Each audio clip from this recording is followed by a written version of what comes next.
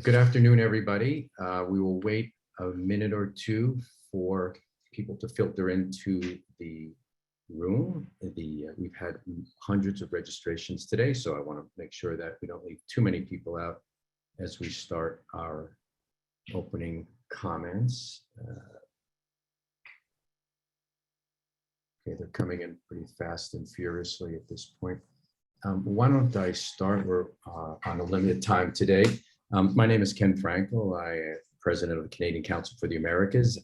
Welcome to everybody for being here today. We can see by the registrations that this is a topic of extreme interest, not just in Canada, but in the United States, throughout Latin America, and in Europe. And we welcome all of our listeners and watchers from all of those areas.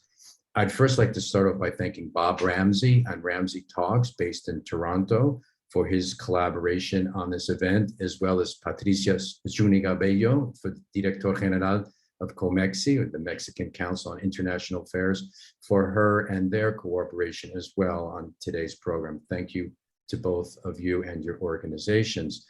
For those who missed our first public event this year, our video of the 12th Annual Economic and Political Outlook for the Americas has already been posted on our website and is attracting a lot of attention. It's at ccacanada.com. Please view it if you haven't, or go back and view it again if you would like. Our next public event will be on February 1st. Will be a discussion of Chile President-elect Boric's determination to integrate aspects of the Scandinavian development model in Chile. And that will feature two very close economic advisors and advisors on social development to President-elect Boric, who are also experts on the Scandinavian models, as well as the leading Scandinavian academic who's also president of the Nordic Council for Latin America, based in Oslo, who's the leading academic in this field in the Nordic countries. And final coming event announcement, we will be announcing shortly our next episode of the Finding the Political Center in Colombia series that we've been doing now for 17 months. The upcoming one will be our 13th event, and we will continue doing this probably even more intensely this year as we lead up to the congressional elections on March 13th, as well as the consultas, or the primaries, among the coalitions who are vying to advance to the first round and then beyond. And we will obviously continue through the president elections in May and June, and maybe thereafter, depending on what happens. Okay, thank you for your patience for that. The logistics for today's event, we will take written questions, and I will do my best to integrate them as time permits into the conversation. We have a lot to cover, and we have 4 stellar panelists, but I will do my best. The only request that we have with that is, please put your question in the question and answer box, type it out at the bottom of the panel, not in the chat box.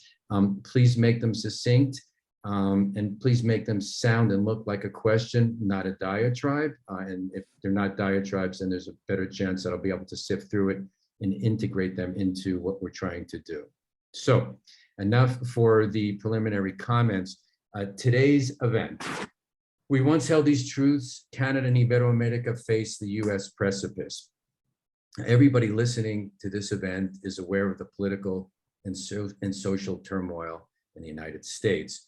If some were unaware of the trajectory of the steady decline over the past several decades, the daily signs of upheaval during the Trump administration that continues today has shown a hard light on what is going on in the United States for all of the world to see. The specter of the Republicans gaining control of both houses in congressional elections in November has added to this crescendo of concern, as has the possibility in 2024 of a victory by Trump or some facsimile of Trump. This has sounded the alarm bells and led to public articulation about dire consequences in Canada, the US's arguably closest ally, with whom it shares 5,525 miles of mostly unguarded border, unless of course you're trying to bring liquor back from Buffalo, then it's very tightly patrolled. It's also raised concern in Mexico, the United States' southern neighbor, among steadfast allies in Europe, European democracies, and elsewhere. And I want to note that these comments are not just coming from the left or leftish outlets, which may be more inclined to be critical of the United States, but also center and rightish outlets and analysts as well.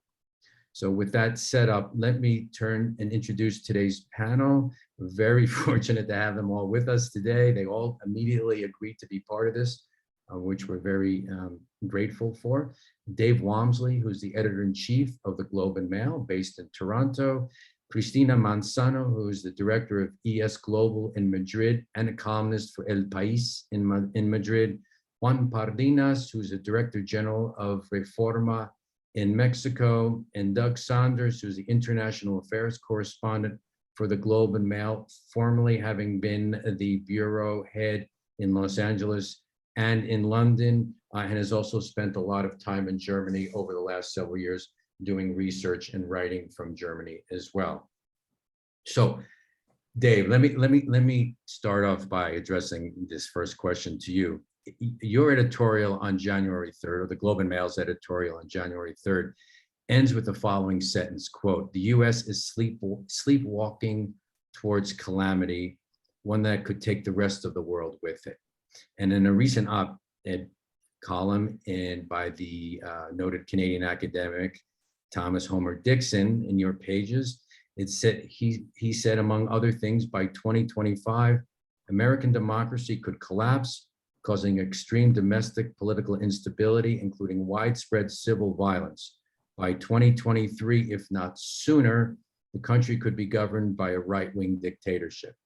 So we're going to get hopefully to a lot of the elements that have been talked about in both of those statements. But let me start off by asking you, what are the key indications and forces of the USA's political precipice, the integrity of fundamental institution, inherent structural clashes, and the like? What's the point of view, or let's say the Canadian point of view, of those elements in the US now? Yeah, thanks, Ken, and thanks for the invitation, and welcome to all the guests who have joined us today and are going to share this later. I think the most important thing is that the aperture through which we look has to widen.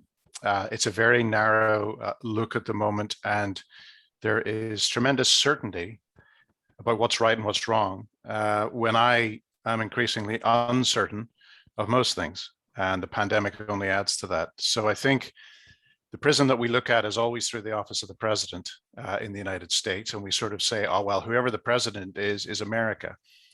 And yet, if you look at the structures of the institutions, you look at Congress, and it's actually, on one hand, you could argue, doing a very good job of being a representative democratic institution, which on the face of it seems ridiculous because they're stuck consistently when it comes to legislation. But what they are representing is the polarization of the country. You are seeing a 50-50 split that really represents the challenge in the cul-de-sac, the political cul-de-sac that people are facing.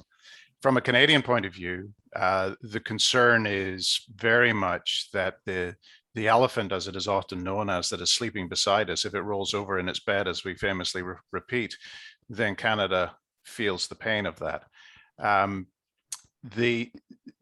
think in some ways what I do is I look at the health of the Canadian institutions as well, to say, you know, how well are the American institutions standing up? One thing, trade talks. There is a lack of awareness about how Canadian trade crosses the borders. A car engine will cross the border multiple times. It's not a made in America solution. It's not a made in Canada solution. It's a made in NAFTA solution, including Mexico.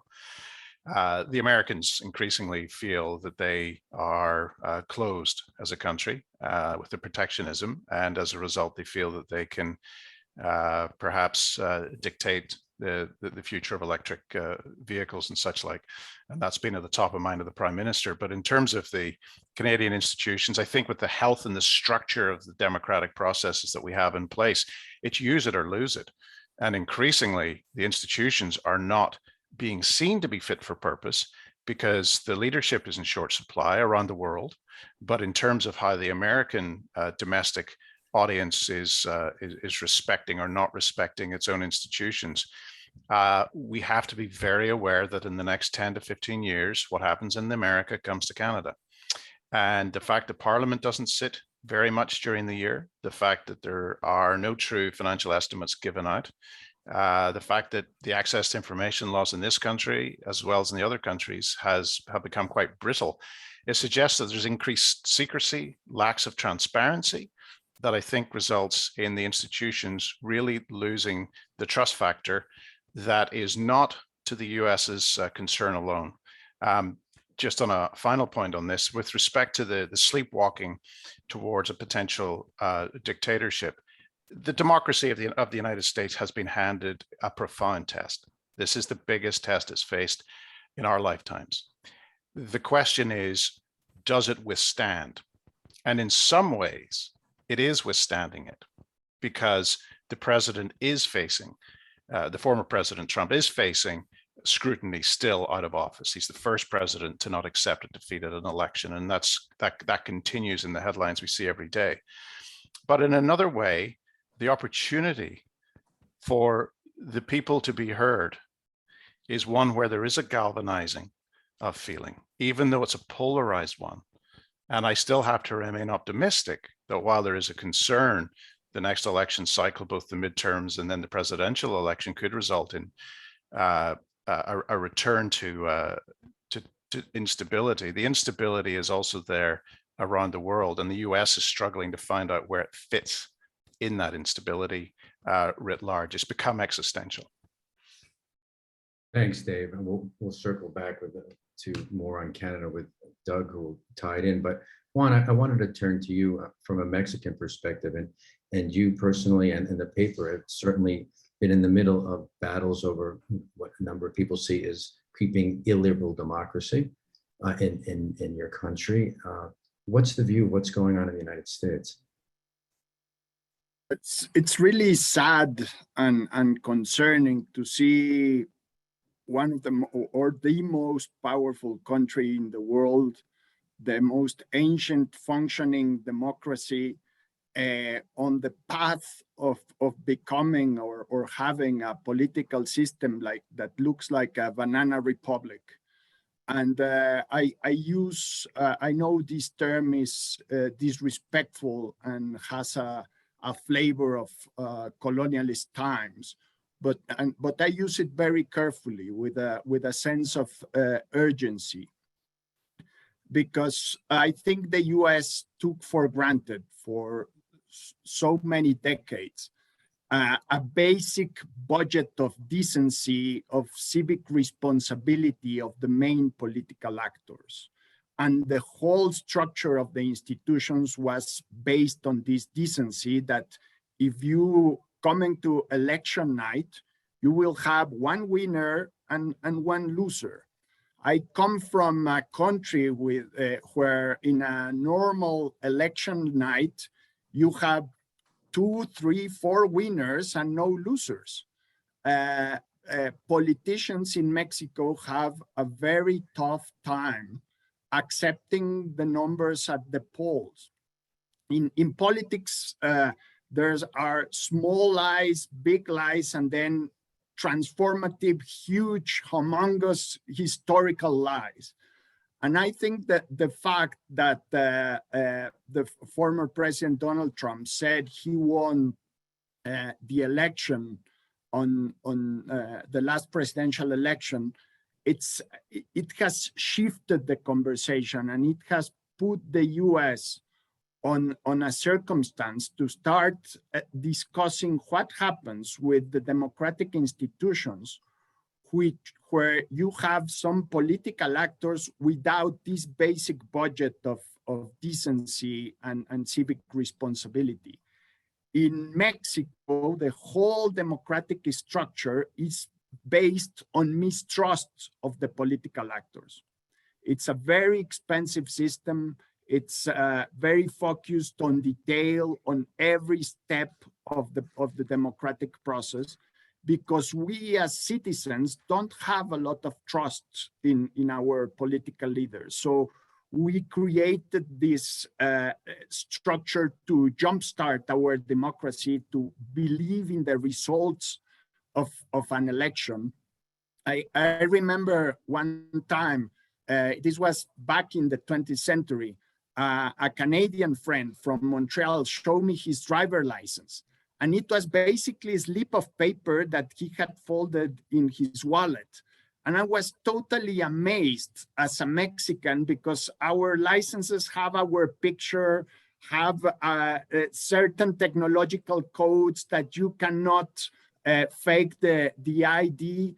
And it reflected a lot the amount of trust that the Canadian authorities had in its citizens, and the lack of trust in Mexico, that you need this very complicated and sophisticated piece of technology in your wallet to prove that you were capable of driving.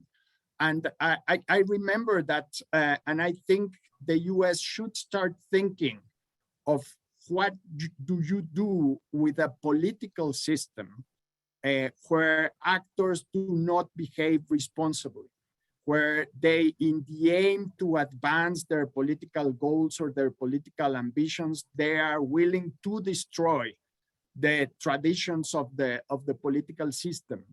And it's really painful to see the Republican Party, the party of Ronald Reagan, of Eisenhower, of George Walker Bush, kind of being an aid to this false debate, all framed within and triggered by a huge historical lie.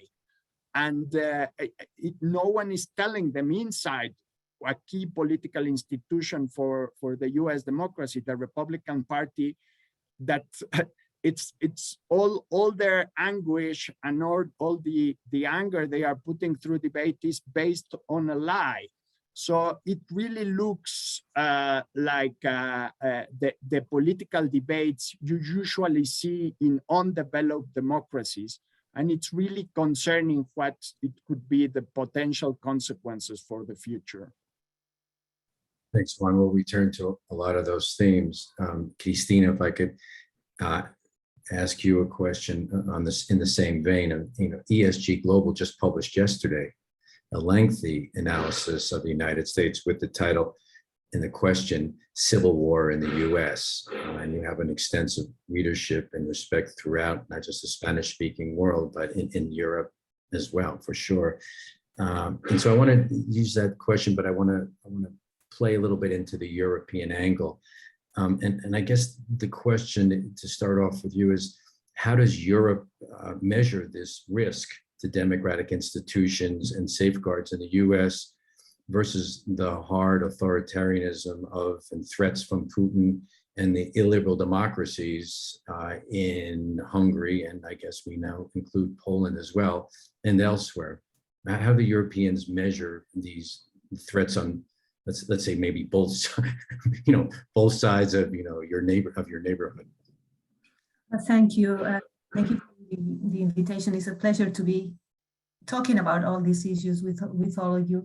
Let me first, when David was speaking, I couldn't avoid remembering fiction has already covered many of these things, and I couldn't avoid remembering The Handmaid's Tale and all those American and also U.S. citizens fleeing, escaping through the border with Canada, escaping from that very authoritarian and conservative dictatorship there. So it's all there. It's already in the books. Going back to Europe, it's a very interesting question, because as for we are having those problems, of course. We are seeing a lot of polarization in our societies. We are seeing an increasing mistrust in institutions and so on. And the best example for that was Brexit, certainly. That was like the main immediate shock for the European project, the realization that that was not forever and that not everybody wanted to be in. But seeing what is happening today in the UK, it's a kind of relief also. And somehow we are seeing it a little bit like the end of the Anglosphere, the end of the dominion, the world, the global power of the Anglo world, because it's not doing well. I mean, the US is as it is, the UK is as it is, and we are we are producing this concept, very vague, still very vague, of strategic autonomy. This strategic autonomy had a sense of security and defense at the very beginning, but with the pandemic, which has accelerated all the other trends, we thought that strategic autonomy should cover everything.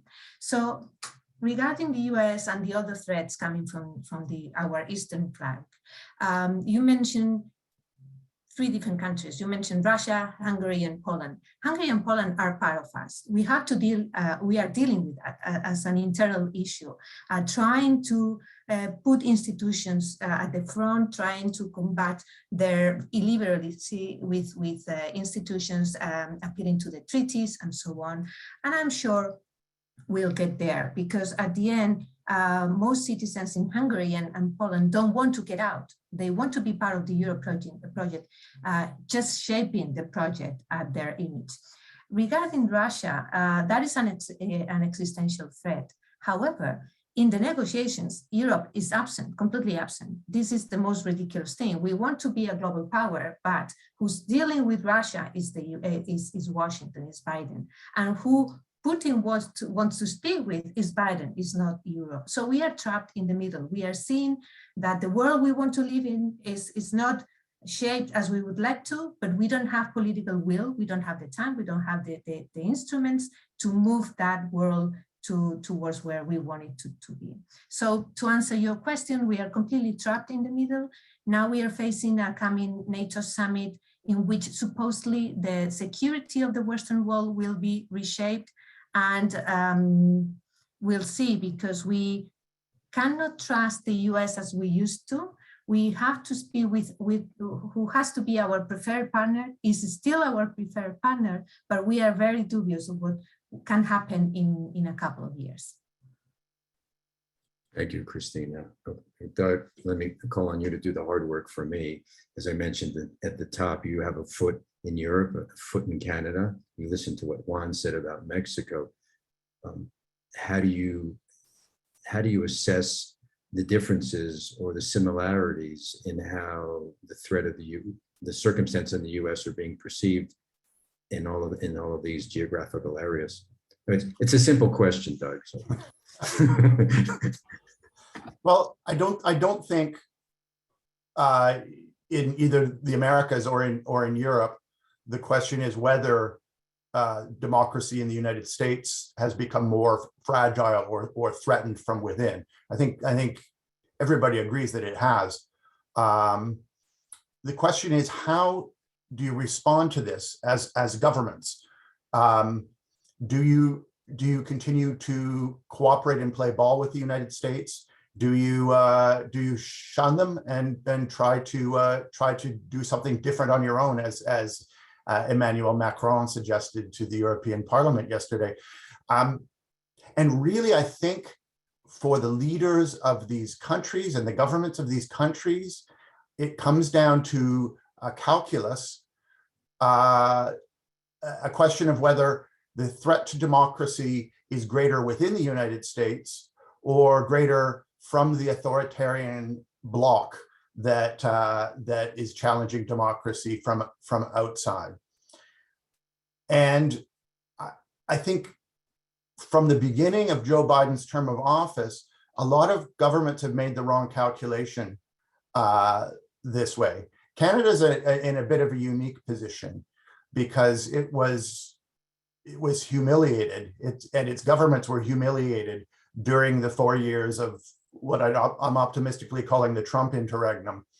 Canada was really forced to realize that none of its foreign policy ambitions, even in soft power arenas, have any capability if the United States is not also holding those same positions. And in the case of Canada, it came to the position of its citizens being taken hostage by the Chinese government, for example, a situation that only ended when a Democrat came into the presidency of the United States. And its relations with Russia and Iran and so on were unsuccessful. There were some interesting efforts among the countries of the Americas, the remaining democracies of the Americas and Europe, to try to form ad hoc coalitions and blocs to defend democracy during the Trump years. And I think this led to a hope that the return of liberal democratic rule to the United States would bring about solidarity among the democracies, both as a way to accomplish policy goals, but also as, frankly, as a way to sell democracy as a brand during the post-2016 years, and especially during the pandemic years. The autocrats were able to market themselves very well. They were able to put aside their differences and sell themselves as being muscular and strong and confirming xenophobic conspiracy theories and this sort of thing. The democracies have not made as good a sell. A lot of leaders in Brazil and Philippines and Hungary and so on were able to point to what happened during the Trump years and say, this is what happens when you have this type of full democracy. Well, you watch out for this. So in January, a year ago, I think a lot of us hoped that we'd see a consolidation. We'd see people rallying together. And Canada, yes and no. Canada has some issues with Joe Biden's protectionism and things like that.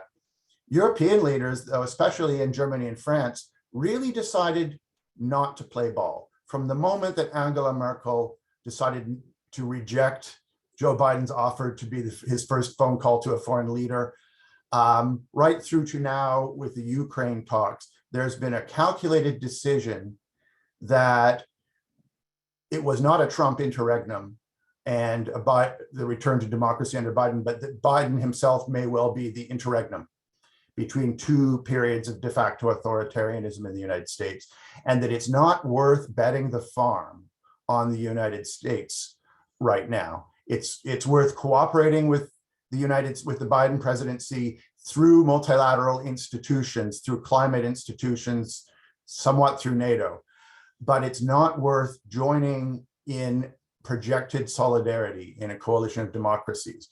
And as Cristina suggested, it's resulted in the United States negotiating with Russia over the future of Ukraine, when this is purely a European matter that Europeans should be involved with, and with a lack of solidarity around that crucial matter. And I think it's a double mistake. I think it's a mistake because it hurts the democracy brand. And I'm not going to pretend, and I don't think this is an Ibero-American audience, and I don't think many people in Spanish-speaking or Portuguese-speaking countries would buy the narrative that the United States was once a beacon of democracy and that this is becoming tarnished. That's just not the history of the United States with many Latin American countries.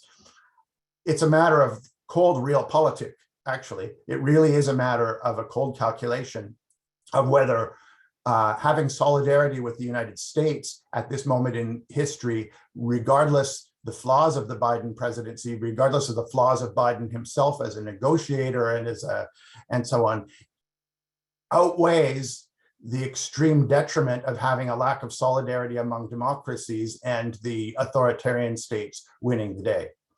And I wish we'd make that calculation better, because this is a moment, regardless of what the future is in the United States, to express solidarity with them in this democratic moment. And I fear what happens if we become as fragmented as the other side. Thank you, Doug. I want to go to Cristina and Dave for their comments on what you had just said. Obviously touched Canadian and European views of some of these things, but I wanted to turn to Juan just a second. In Mexico, in a government that particularly would like to stay out of foreign affairs, it's a government that's turned inward. And Doug talked about the punishment that Canada took during, and I think his term was the Trump interregnum, or maybe it's not an interregnum, as he just referred to, and many people, and we're having this conversation because many people think it wasn't an interregnum. The Biden is the interregnum. But having been punished, Mexico been punished that way during the Trump years, and combined with the idea that this Mexican government is really retracted to the old ways of viewing very limited Mexican foreign involvement in foreign affairs. I think if that's a fair assessment. Is there serious attention being paid now, either amongst Mexicans or at least in the Mexican government, for what worse could be happening in the United States? Or is it just, they've dealt with the US in very difficult circumstances since before the founding of Mexico, and this is just another one of them, and things will work out? I think there's an instinct that let us mind our own business and we don't mess up with yours. What Doug was saying, the solidarity with what's happening in the US, I think it's the kind of solidarity you need to have with a friend that maybe has drank too much of you, and it's going to drive his car, and said, please, let's get a cab or I drive you home. Kind of adding up to the risks, the potential risks, is not only the democracy itself. A country that suffers political polarization ends up with economic stagnation, because the political system cannot reach basic consensus of going forward on facing innovation, facing global challenges. So what's happening in the US, it not only affects its political system, it affects its capacity to compete and remain a global citizen. And I'm worried that what happened with the Trump years in the relation with Mexico would become a norm. And what happened, it was, as Canada, Mexico, and the US have a very complex relation. Once a US diplomat told me that only Mexico and Canada were the only two countries in the world that had a member of every office of the federal government in its respective embassies. And I was puzzled, and I asked him, there's a NASA official in the US embassy in Mexico? And said, yeah, there's someone from NASA. There's from agriculture, from migration, from the security point of view, from the financial point of view. It's very complex relation. And what happens with the Trump era is that this whole complexity became a single issue, which was migration, because it was an issue that affected Trump politically. So the possibility to cooperate in so many policy realms became totally stagnant, because the international relations or the diplomacy became an issue of national politics, of local politics. So one risk we will face with this process is that the whole engagement of the US with the world will depend on the political agenda, on the local political agenda.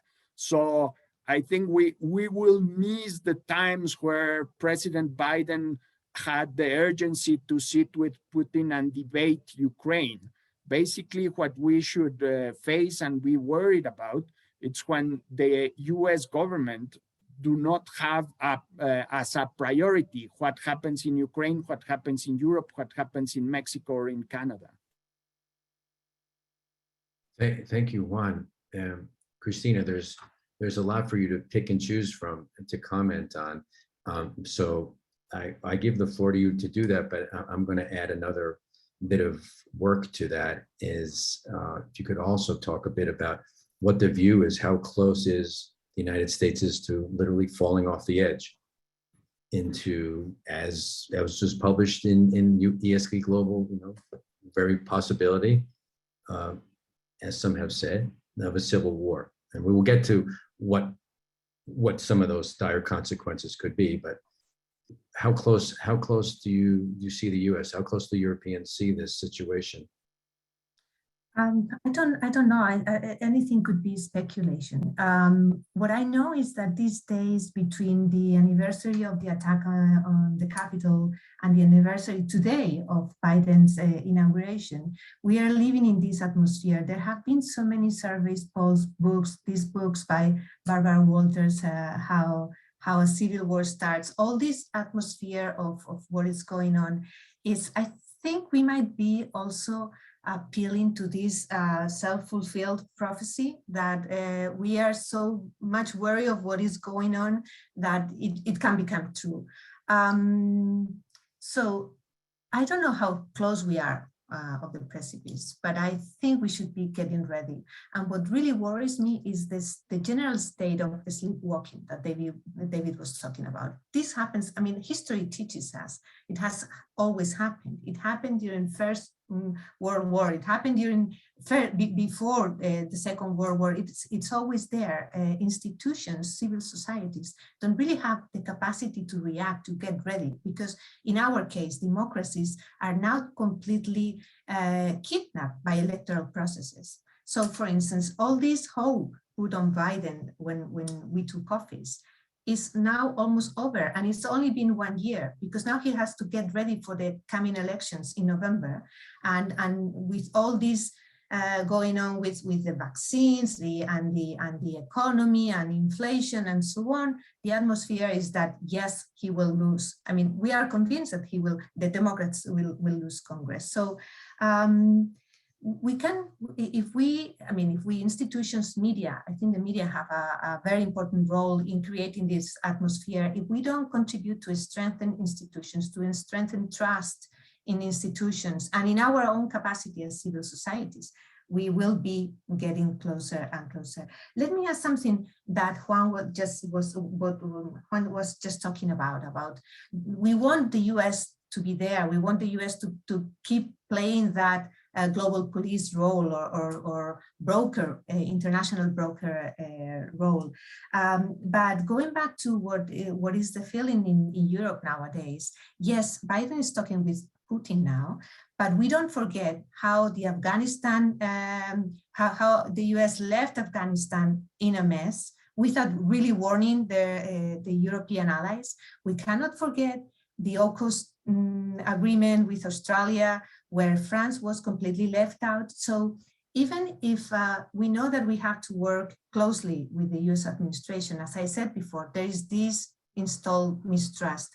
And maybe, as Doug was saying, this is Biden's intercourse, not not the previous administration one.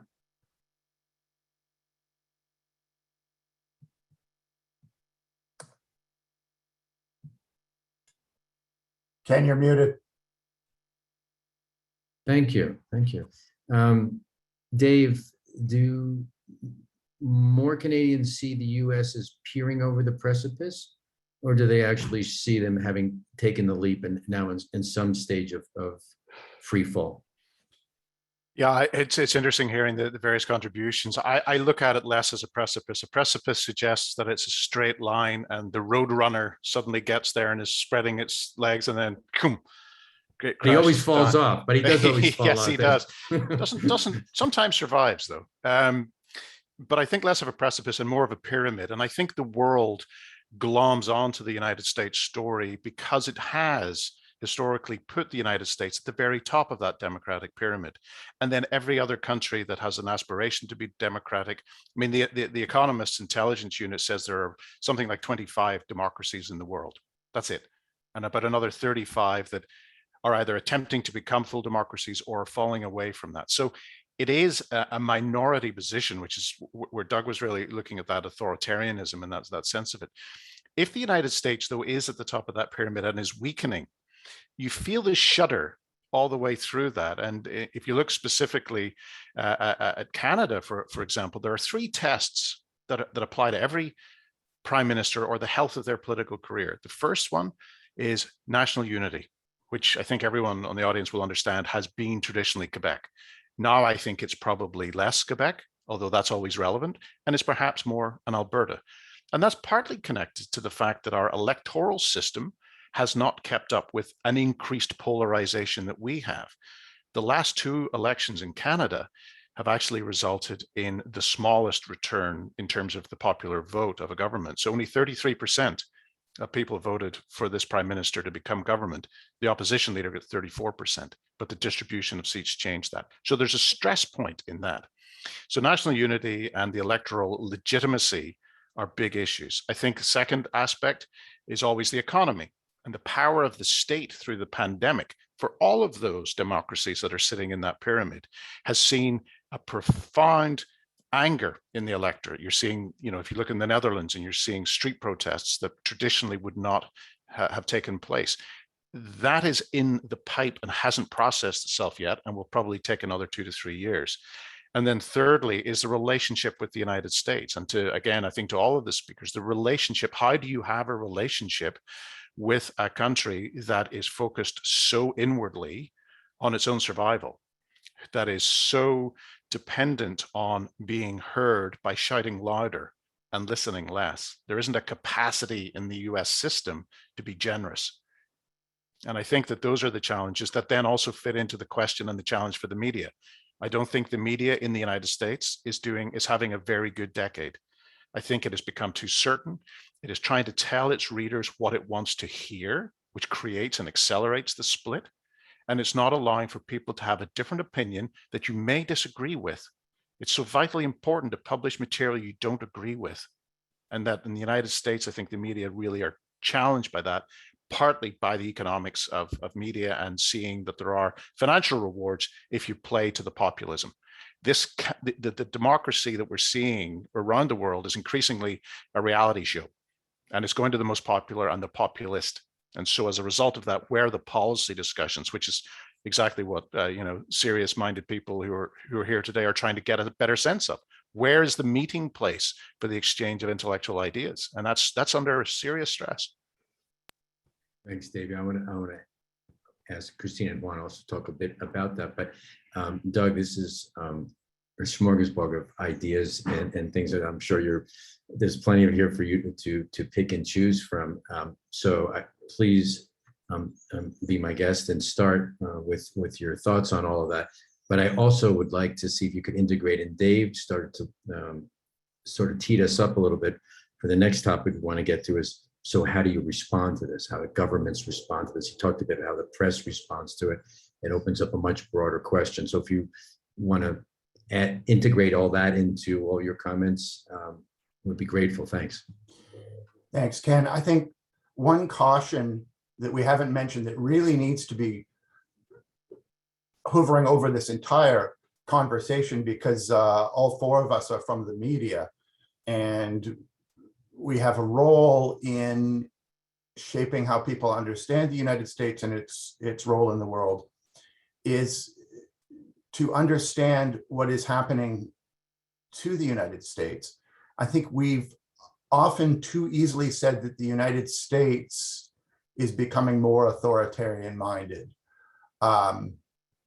It's true that the institutions of the United States and potentially governments of the United States are at risk of authoritarian factions and tendencies. But it is not true that the United States is becoming more authoritarian minded or less liberal. In fact, quite the opposite. The United States as a people has become far more liberal, far more progressive, pluralist minded over the recent years and recent decades. Starting about 25 years ago, the majority of American adults were Democrats, Democratic Party supporters, and that majority has grown.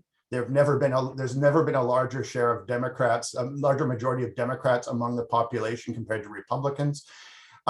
In any survey of attitudes, Americans have become more democratic minded, more liberal, more progressive in their values, more tolerant of minorities, and that has increased dramatically during the last 20 years. And the emerging generation who are becoming voting age now are the most progressive minded, most supportive of democratic institutions of any generation of Americans. So there's this paradox in the United States that as the population has become, you could say, European-minded in its majority, its institutions have been captured in many cases by a minority faction who are an extreme branch of the Republican Party, who have been able to manipulate those institutions, manipulate the legislative process, manipulate the fact that the electoral system is not based on popular sovereignty, but on what I often call the dictatorship of geography, in order to engineer forms of government that are not representative of the country. No Republican president has won a majority vote of American people since 2004. And mathematically, there does not appear there's any way any Republican president could win a majority vote of American people from this point onward.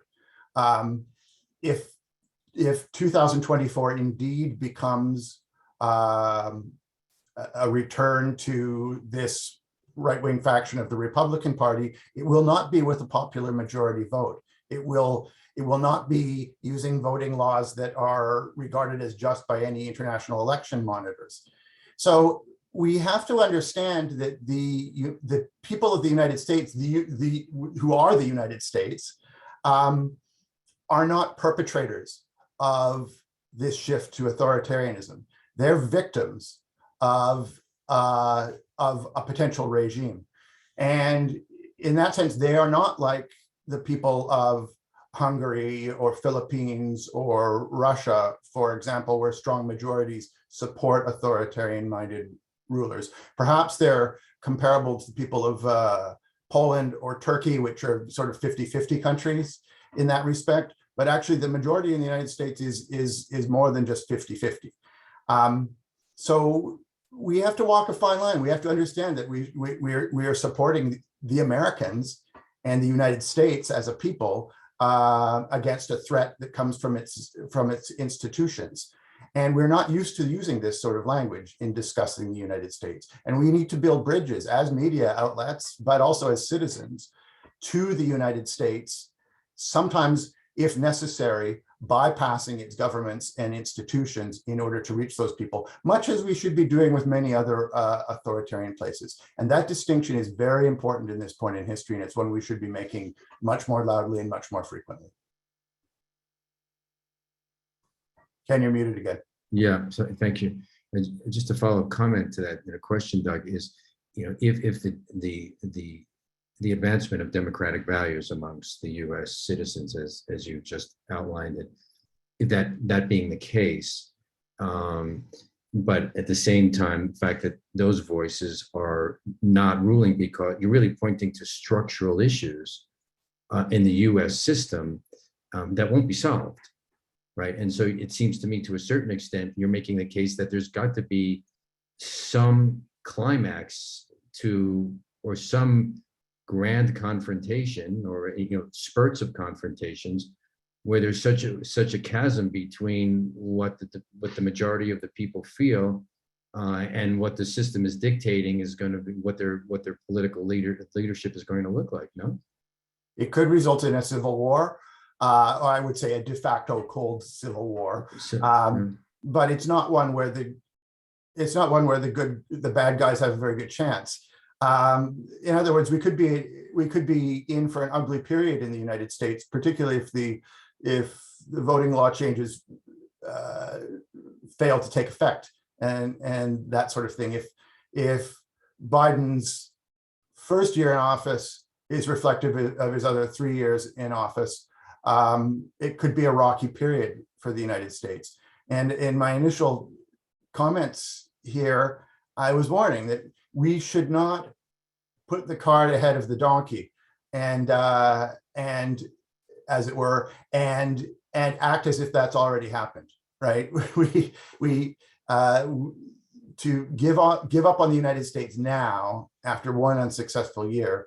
It's worth going back to your to look at, for example, LBJ's first year in office, which looked pretty disastrous after the year, and then suddenly all, this flood of progressive legislation was able to get through and that sort of thing. I don't think that's going to happen easily in the congressional system of the United States. But on the other hand, I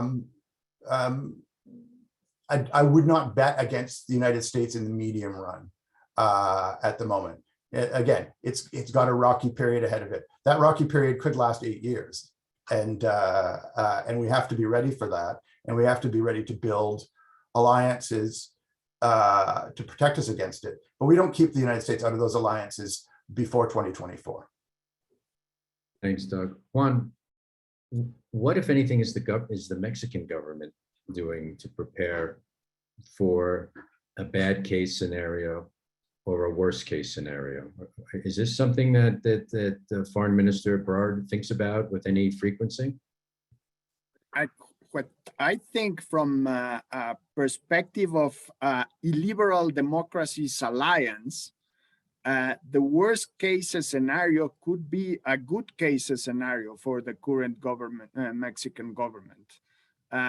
If you have a U.S. government that isolates itself, that doesn't have liberal democracy and the protection of liberal democracy and freedom, this narrative that the U.S., with a lot of misgiving and historical conflicts, but at least that was the narrative.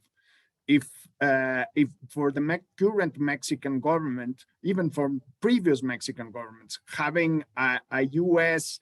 trying to mending their own problems and stepping back from the narrative of democracy and freedom, that would be welcoming news.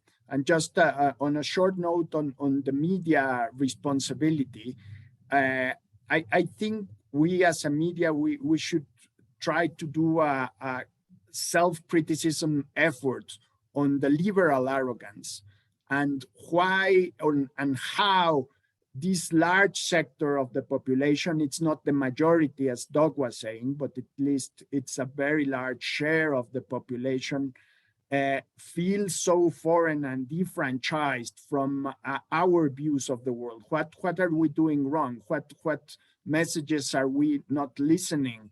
So this good share of the population could vote for someone as López Obrador in Mexico or Donald Trump in the US. And I think there's a long path of learning for the media in all of our countries. Thank you. Thank you very much. I want to go to Cristina and then Dave. Cristina, what are the European countries preparing? Are they preparing? Is the Spanish government thinking about this on a daily basis? And if so, what does the scenario planning look like? Well, the Spanish government is thinking about it as the other European governments are thinking about it, because the general consensus is that we have to work together. There is the first line, as Doug just said, we have to work together with the US government, at least until 2024. We have to try to strengthen all the Western world as we want to have it.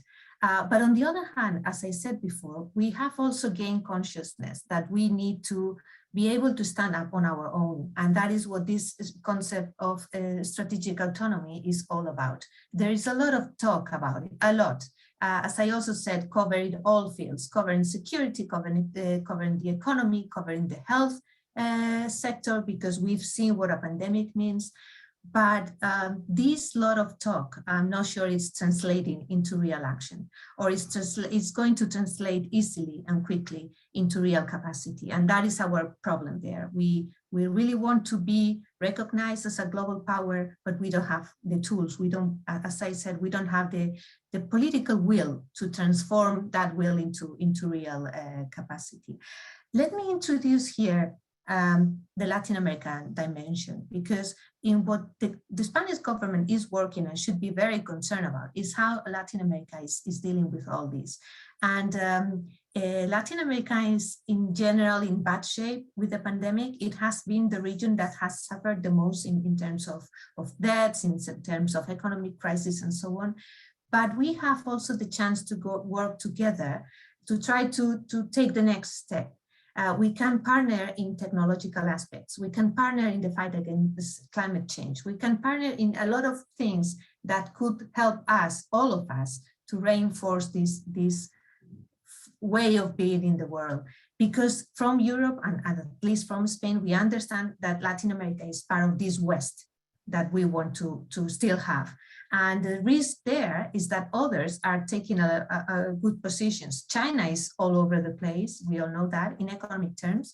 But if we don't step up, they can also transform that economic power into a lot more influence in every field. But also Russia, a few days ago, the deputy foreign minister sent the alert that Russia might be sending military force to Venezuela, linking it to the conflict in Ukraine.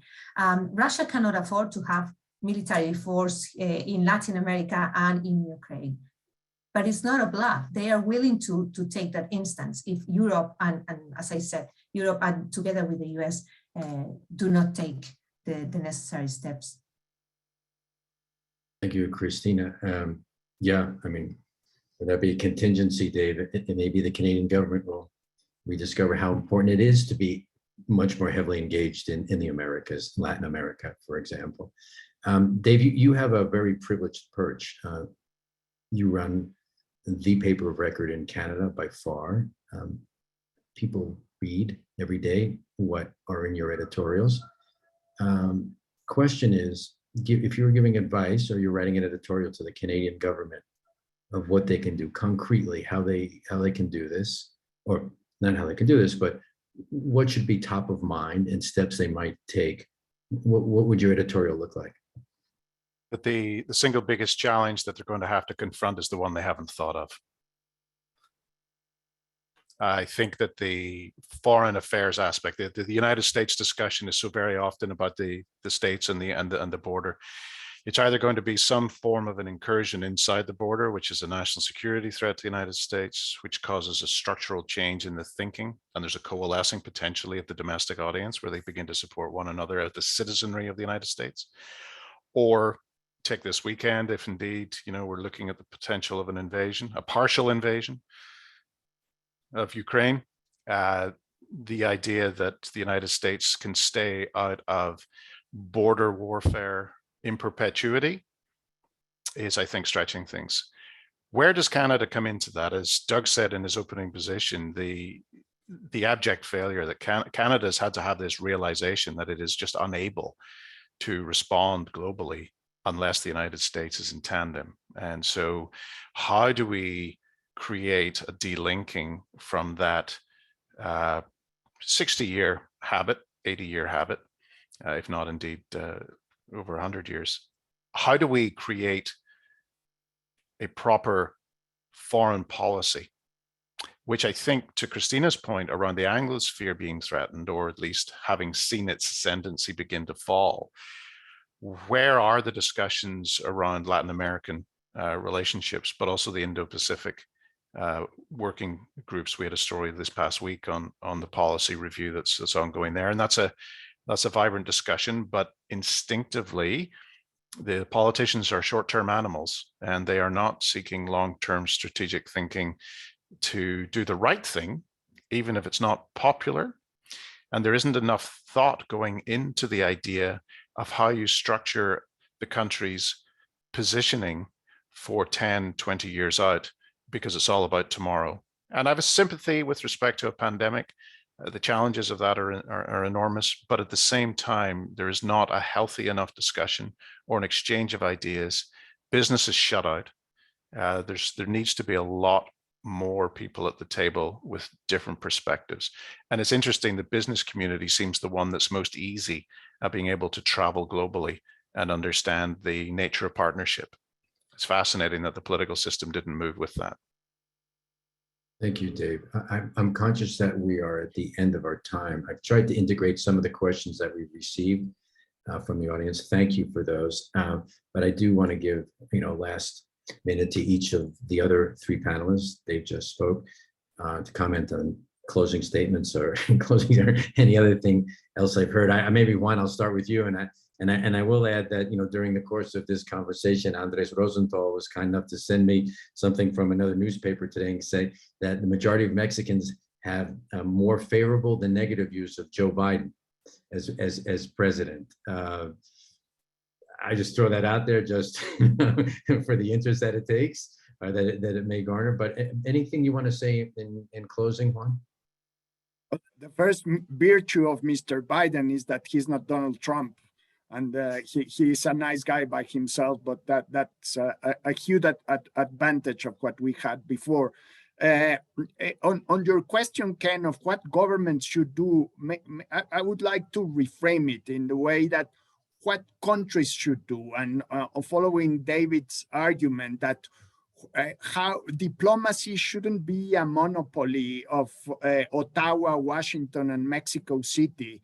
And just, I think, exercises like these from the Canadian Council of the Americas of bringing people together and sharing our concerns and putting the risks of defending democracy in the US or wherever it takes, I think it's very important, and we should see we should not put all the responsibility in governments, but in think tanks, in universities, in the private sector, as David was saying. How could we build these bridges? So if governments fail to the task, at least we have this conversation, this level of engagement that could be helpful in so many ways for the future. And thanks for the opportunity, Ken. Thank you very much, Juan, for joining us. Doug, I'll go to you, and then we'll finish with Cristina. Sure, just quickly, I think, and trying to end on a slightly optimistic note, we need to keep in mind that as much as we've been humbled in realizing that we need the United States as a democracy on board to function, right now, more than uniquely and more than any time before, the United States needs the other democracies on side in order to accomplish a lot of things in the world. It can't act on its own the way it used to be able to. And we saw that, for example, when American officials were considering trying to sanction or trade isolate China enough to cause it enough pain to cease some of its more harmful international actions, never mind its domestic actions. And it quickly became apparent that even if the United States were to cut off China completely from trade, China now has enough export markets in other continents that it could get by fine without the United States. But if there were a coalition of other major democracies in Europe and elsewhere in Canada and Mexico and so on, that was to join in such an action, or similarly with talk of cutting Russia off from international banking networks, as we did successfully with Iran, that can't be done by the United States alone. It requires a coalition of other like-minded countries to do it. We are at a point in the history where the United States, even if it takes a dark turn, needs other countries in order to accomplish a lot of things. We're in an age where not just defense, but diplomacy and soft power have to be collective actions, because no one superpower has the ability to do it. So we have to recognize that despite the weakness of this current moment, we as democracies do have some leverage over the United States in the medium run if we act together and if we actually have some solidarity on these things. Thanks, Doug. Cristina, I was just given a gift last night of the most amazing Christmas tudon from Jada. So in gratitude, I am giving you the last word. Thank you very much. I'm not sure I can end with such an optimistic tone as that, because what I think we are attending is the end of the world as we've known it. It has been happening for the last 2 decades, but it's now only accelerating. And this process of the United States, which being the leader of all that, is of course one of the key issues there, one of the key factors. But I agree that if we are able to gather willingness to form coalitions in order to defend the values we believe in, which are being threatened by all these events now, we have a chance. We have a chance to try to affect that, to shape that world, because the alternatives that we are seeing, particularly, I don't like them. I don't like the authoritarian alternative coming from Russia or coming from China or from all the others. So I really believe there is still a chance to work together step by step in small, in close and small meetings, so to speak, and also on a larger multilateral level. Thank you, Cristina.